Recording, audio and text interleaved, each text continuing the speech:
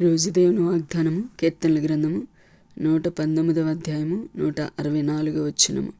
నీ న్యాయ విధులను బట్టి దినమునకు 7 మార్లు నేను నిన్ను స్తుతించుచున్నాను. నీ ధర్మశాస్త్రమును ప్రేమించే వారికి ఎంతో నెమ్మది కలదు. ఇక్కడ దేవుని వాక్యంలో చూసుకున్నట్లయితే దావీదు భక్తుడు రోజుకి 7 మారులు దేవుణ్ణి స్తుతించేవాడంట.